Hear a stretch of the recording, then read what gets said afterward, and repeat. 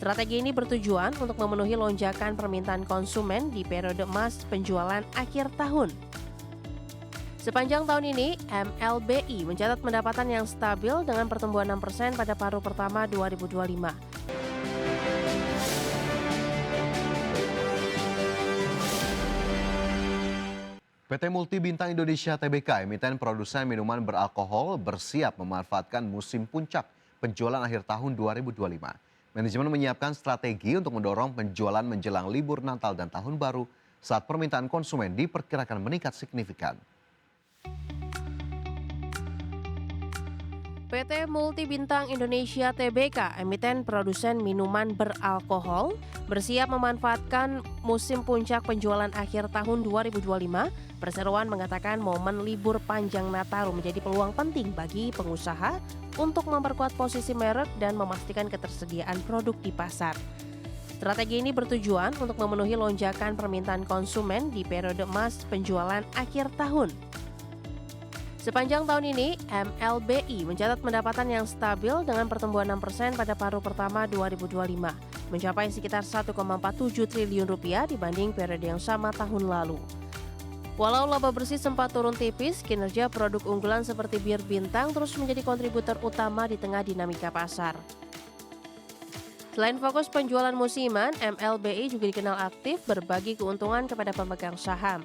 Tahun ini perusahaan sudah menebar dividen interim senilai lebih dari 400 miliar rupiah, mencerminkan komitmen pada pemegang saham di tengah persaingan industri minuman olahan. Menjelang penutupan 2025, Multi Bintang Indonesia terus memanfaatkan momentum pasar akhir tahun untuk meningkatkan penjualan, menjaga distribusi produk, dan menguatkan relevansi merek. Strategi ini sekaligus memperkuat posisi MLBI di pasar domestik saat persaingan dan permintaan konsumen terus bergerak dinamis. Berbagi sumber, IDEX Channel. Otoritas Jasa Keuangan mencatat total laporan terkait pinjaman online ilegal mencapai 18.633 laporan sejak 1 Januari 2025 hingga 30 November 2025. Dari total laporan itu, OJK menyebut kalangan usia 26 sampai 35 tahun paling banyak terjerat pinjol ilegal.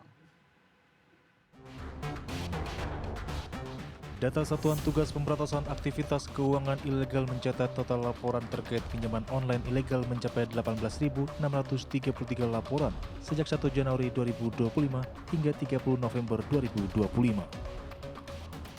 Kepala Eksekutif Pengawas Perilaku Pelaku Usaha Jasa Keuangan Edukasi dan Pelindungan Konsumen OJK Frederika Widyasari Dewi mengatakan, dari total laporan itu, Otoritas Jasa Keuangan menyebut kalangan usia 26 tahun sampai 35 tahun paling banyak terjerat pinjol ilegal. Menurut Frederika, penyebab masyarakat termasuk generasi muda masih banyak memilih pinjaman online ilegal, tak terlepas dari kebutuhan dan keinginan yang mendesak. Untuk anak muda, kemungkinan karena adanya keinginan konsumtif. Sedangkan pelapor dengan rentang usia 26 tahun ke atas sampai dengan 35 tahun, ada 7.211 laporan atau 38,7% dari total laporan. Apa sih penyebabnya ya? Kenapa masyarakat juga generasi muda itu banyak memilih pinjaman online ilegal? Yang pertama adalah kebutuhan dan keinginan yang mendesak ya. Kalau anak-anak muda ini kemungkinan juga karena konsumtif dan lain-lain. Dan pinjaman online ilegal ini menjadi opsi yang menawarkan akses yang cepat gitu ya. Dan cenderung tanpa syarat yang rumit sehingga tampak sebagai solusi yang dibutuhkan.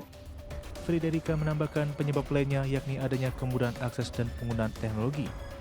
Menurut Frederika, modus pelaku penipuan pinjol ilegal dengan menggunakan teknologi pada berbagai situs daring serta pendekatan yang persuasif kepada masyarakat tanpa memperhatikan legal dan ekologisnya menjadi celah yang mudah bagi pelaku pinjol ilegal untuk menawarkan pinjaman. Tim Liputan IDEX Channel. Jelang Natal dan Tahun Baru, pemirsa Bandara Soekarno-Hatta menggelar apel pasukan dalam menyiagakan keamanan dengan melibatkan belasan ribu petugas. Bahkan Angkasa Pura Indonesia memprediksi momen libur Nataru tahun ini akan ada peningkatan dari sisi jumlah penumpang sebanyak 14,1% atau 195 ribu orang jika dibanding hari biasa. Jelang Natal dan Tahun Baru, Bandara Soekarno-Hatta menggelar apel pasukan personil bandara di posko angkutan Natal dan Tahun Baru dengan melibatkan aviation security dan stakeholder di setiap terminal dalam menyiagakan keamanan selama libur Nataru demi melayani kenyamanan penumpang selama musim libur. Adapun keamanan akan disiagakan mulai dari arus lalu lintas di bandara hingga pelayanan penumpang di area counter check-in pesawat.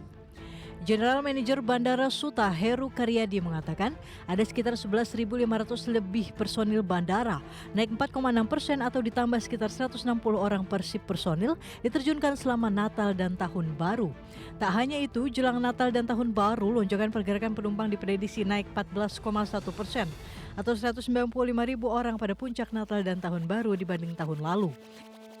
Diikuti juga dengan pergerakan jumlah pesawat yang mengalami peningkatan 15,5% atau sebanyak 1.146 penerbangan baik domestik maupun internasional. Sementara itu, destinasi favorit rute tujuan domestik yaitu Denpasar, Kuala Namu, dan Ujung Pandang. Sedangkan untuk rute internasional yaitu Singapura, Malaysia, dan Jeddah. Kita di seluruh Angkasa Pura Indonesia, khususnya di Bandara Soekarno-Hatta, melaksanakan apel kesiapsiagaan atau posko Natal Tahun Baru 2025-2026.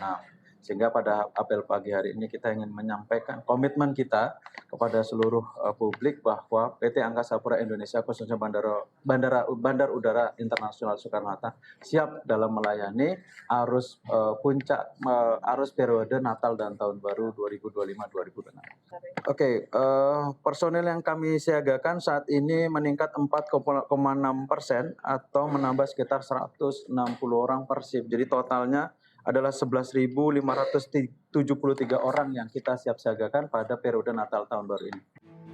Berdasarkan data pengelola bandara menjelang Nataru, sejumlah pihak maskapai telah mengajukan jadwal penerbangan tambahan dengan rincian 688 penerbangan yang terdiri dari 375 kedatangan dan 313 keberangkatan. Dari Tangerang, Banten, Hasnugara, IDEX Channel. Pemirsa, datang dari Asosiasi Emiten Indonesia atau AEI yang merayakan hari ulang tahun ke-37 dengan mengusung tema Transforming Together for a Stronger Tomorrow. Tema ini menegaskan komitmen AEI dalam mendorong transformasi berkelanjutan bagi para pelaku pasar modal Indonesia menuju masa depan yang lebih kuat, adaptif, dan kompetitif. Peringatan HUT ke-37 Asosiasi Emiten Indonesia digelar di Main Hall Gedung Bursa Efek Indonesia, Jakarta. Melalui tema Transforming Together for a Stronger Tomorrow, AEI menegaskan perannya sebagai mitra strategis dalam menciptakan transformasi berkelanjutan bagi seluruh emiten dan pelaku pasar modal demi menghadapi tantangan ekonomi ke depan. Acara ini dihadiri Menteri Koordinator Bidang Perekonomian yang juga menjabat Ketua Dewan Penasehat AEI, Erlangga Hartarto. Hadir pula Kepala Departemen Pengawasan Emiten dan Perusahaan Publik OJK, Novira Indraningrum, serta Direktur Pencatatan dan Penilaian Perusahaan Bursa Efek Indonesia, IGD Nyoman Yetna, bersama para anggota AEI lainnya. Dalam sambutannya, Erlangga optimistis pertumbuhan ekonomi 2026 akan melanjutkan tren positif seiring jumlah perusahaan yang melantai di pasar modal. Hari ini saya hadir dalam undangan 37 tahun Asosiasi Emiten dan saya apresiasi kepada pengurus Asosiasi Emiten yang telah merayakan ulang tahun ke-37 dan juga selama 37 tahun Asosiasi Emiten konsisten menjaga ekonomi yang inklusif, berkelanjutan dan inovatif dan juga memegang prinsip ESG dan keterbukaan.